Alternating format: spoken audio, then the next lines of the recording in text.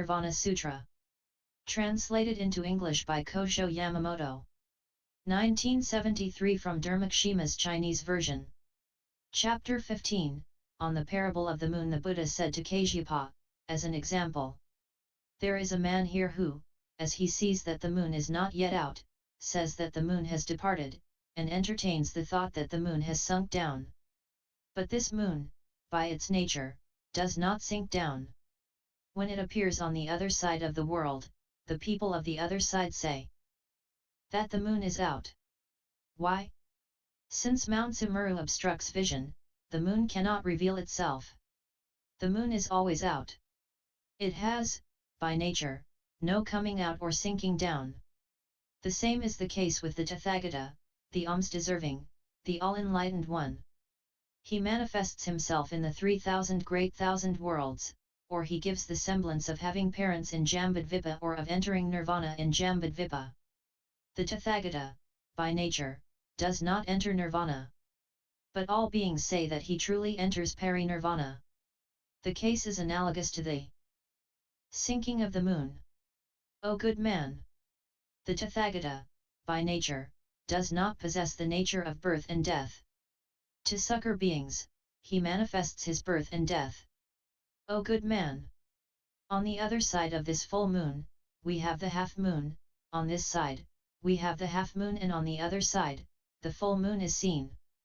The people of Jambudvipa, when they see the first moon, say that it is the first day, and have in mind the idea of a new month. Seeing the full moon, they say that it is the 15th day of the month and entertain the notion of the full moon. But this moon has, truth to tell, no waxing or waning with it. Only due to Mount Sumeru does it show a semblance of waxing and waning. O good man! The same is the case with the Tathagata. In Jambudvipa, he manifests birth and enters Nirvana. His first coming out appearance in the world is the first of the month. Everybody says that this boy is firstborn. He strides 7 paces. This is like the moon on the second day. Or he shows himself studying. This is like the moon on the third day. He displays renunciation. This is like the moon of the 8th day. He emits the all-wonderful light of wisdom and subdues an innumerable number of beings in the army of Mara. This may be likened to the full moon of the 15th day. Or he manifests the signs of perfection and the minor marks of excellence. He thus adorns himself and manifests Nirvana. He is like the eclipse of the moon. Thus, what beings see is not the same. Some see a half moon, others a full moon, and still others an eclipse. But this moon, by its nature, knows of no waxing or eclipsing. It is always the full moon. The body of the Tathagata is like this. For this reason, we say eternal and unchanging. Also, next, O good man! For example, by the full moon, everything comes out appears. In all places as in towns, hamlets, mountains, swamps, underwater, wells or ponds, and in water utensils, the moon manifests itself. Beings may be traveling or 1,000 yojanas, and the moon always accompanies them. Common mortals and the ignorant think loosely and say, I see all such in the castle town, in the house, and here in the swampy ground. Is it the true moon, or not the true one? Each person thinks about the size of the moon and says, it is like the mouth of a kettle. Or a person says, it is like a wheel. Or some may say, it is like yojanas in size. All see the light of the moon. Some see it as round as a golden basin.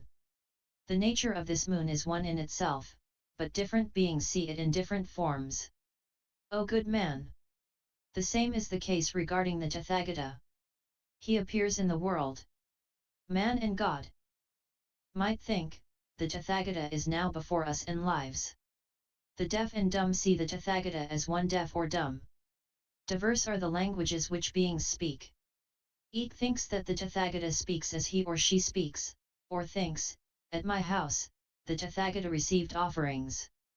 Or a person might see the size of the Tathagata as being very large and immeasurable, or someone might see him as very small, or a person might mistake him for a Sravaka, or a Pratyeka Buddha, or various Tathagas might think and say, the Tathagata is now in my line of thought, following my line of thought, and is practicing the way, or a person might think, the Tathagata has appeared for me alone. The true nature of the Tathagata is like that of the moon. That is to say that it is the Dharma body, the body of birthlessness, or that of expediency. He responds to the call of the world, being innumerable in his manifestations. The original karma manifests itself in accordance with the differing localities. This is as in the case of the moon. For this reason, the Tathagata is eternal and unchanging. Also, next, O good man! Rahula Ajuraraja covers the moon with his hands. The people of the world all then say that this is an eclipse of the moon. But Rahula Ajuraraja cannot cause any eclipse to the moon. He merely obstructs the light of the moon. The moon is round. There is no part that drops away. Only as a result of the obstruction is the full play of light checked. Once the hands are withdrawn, the people of the world say that the moon has regained its power. All say that this moon suffers a lot. But even 1,000 Asura kings cannot cause it suffering. The case is like this. The same is the case with the Tathagata. Beings give rise to evil thoughts about the Tathagata, cause blood to flow, commit the 5 deadly sins, and act as ekantakas. Things are shown in such a way. For the sake of the beings to come, such things are displayed as acting against the Sangha, transgressing Dharma, and causing hindrances. Maras as innumerable as 1,000 billion cannot hope to cause blood to flow from the body of the Buddha. Why not? Because the body of the Tathagata is not possessed of flesh, blood, sinews, marrow, or bones. The Tathagata truly has no worry of disintegration. Beings say, Dharma and Sangha have broken, disintegrated, dissolved, and the Tathagata is dead. But the Tathagata, by nature, is all true, and there is no change or dissolution with him. Following the way of the world, he manifests himself thus. Also, next, O good man! 2 people have a fight with a sword and staff, cause bodily injury and draw blood, and death results. But if they had no thought intention of killing, the karmic consequence will be light, not heavy. The same is the case here. Even in relation to the Tathagata, if a person has no intention of killing him, the same applies to this action. It is light and is not heavy. The same is the case with the Tathagata. To guide beings in the days to come, he displays karmic consequences. Also, next, O good man! This is like the doctor who makes effort and imparts basic medical knowledge to his son, saying that this is the root medicine, this is for taste, that is for color, etc., so as to enable his son to become familiarized with the various properties of medicines. The son pays heed to what his father says, makes effort, learns and comes to understand all the different types of medicine. The time comes when his father dies. The son yearns, cries, and says, Father taught me, saying that this is root medicine, this is of the stem, this the flower, and this for color. It is the same with the Tathagata. In order to guide us, he gives beings restrictions. So one should try to act in accordance with those restrictions and not contrary to them. For those people of the 5 deadly sins, for those slandering wonderful Dharma, for the ekantaka, and for those who may do such deeds in days to come, he manifests such.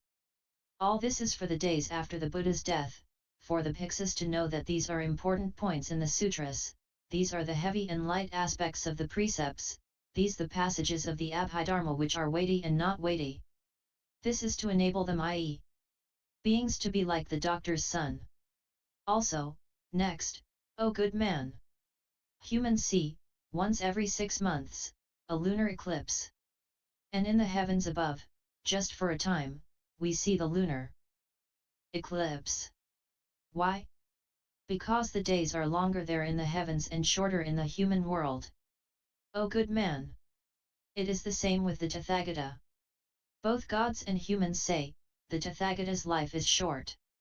This is as with the beings of the heavens who see the eclipse of the moon often for a short time. The Tathagata, likewise, for a short time manifests 1,000,000,000,000,000 nirvanas, crushing out the maras of illusion, of the skandhas, and of death. Hence, 1,000,000,000,000,000 heavenly maras all know that the Tathagata enters nirvana. Also, he displays 1,000 innumerable karmas. All this comes from the fact that he follows the various natures of the world. Thus does it go with his manifestations. They are innumerable, boundless, and inconceivable. For this reason, the Tathagata is eternal and unchanging. Also, next, O good man! Beings take delight, for example, in seeing the bright moon. That is why we call the moon that which is pleasing to see.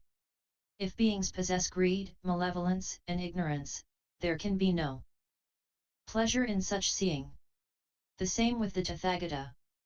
The Tathagata's nature is pure, good, clean, and undefiled. This is what is most pleasing to behold. Beings who are in harmony with Dharma will not shun such seeing, those with evil minds are not pleased by such seeing. Hence we say that the Tathagata is like the bright moon. Also, next, O good man! Regarding sunrise, there are 3 differences of time, which are, spring, summer, and winter. In winter, the days are short, spring is in between, and summer is the longest. The same with the Tathagata. In the 3,000 great thousand worlds, to all those short-lived beings and Sravakas, he manifests a short life. Those seeing it all say, the Tathagata's life is short. This is comparable to a winter's day. To Bodhisattvas he manifests a medium-length life. It may last for a kalpa or less. This is similar to a spring day. Only the Buddha can know the life of the Buddha. This, for example, is like a summer's day. O good man! The Tathagata's delicate and undisclosed teaching of Mahayana Vaipulya is given to the world like a great downpour of Dharma. If any person in the days to come upholds, reveals, understands such teachings and benefits beings, know that such a person is a true Bodhisattva. This is the sweet rain of heaven that falls in the summer. If Sravakas and Pratyekabuddhas hear the hidden teaching of the Buddha Tathagata, this is like encountering great cold on a winter's day. If a Bodhisattva hears the hidden teaching, i.e. that the Tathagata is eternal and unchanging, this is like the burgeoning that comes about in spring. And the Tathagata's nature is neither long nor short, he only manifests himself for the sake of the world. This is the true nature of all Buddhas. Also, next, O good man! For example, stars are not seen in the daytime. But everybody says, the stars die out in the daytime. But actually they do not die. The reason that they are not seen arises from the fact that the sun is shining brightly. The same with the Tathagata. The Sravakas and Pratyekabuddhas cannot see. This is as in the case of the stars that cannot be seen in the daytime. Also, next, O good man! For example, in the gloom of the night, sun and moon are not seen. The ignorant say, the sun and the moon have died. But, in truth, the sun and moon are not lost. The case is like this. At the time when the Tathagata's wonderful Dharma dies out, the 3 treasures are also not seen. This is the analogous situation. It is not that they have eternally gone. Hence, one should know indeed that the Tathagata is eternal and that he does not change. Why not?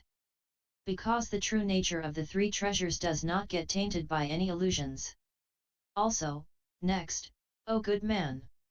For example, in the dark half of the month, a comet may appear at night, shining brightly like a flame. And soon it will die away. Beings see this and say that it foreshadows ill fortune. The case is analogous to all Pratyekabuddhas, too. Coming out in the Buddhaless days, beings see and say, the Tathagata has truly died. And they entertain thoughts of apprehension and sorrow.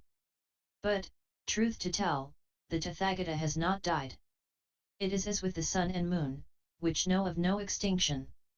Also, next, O good man!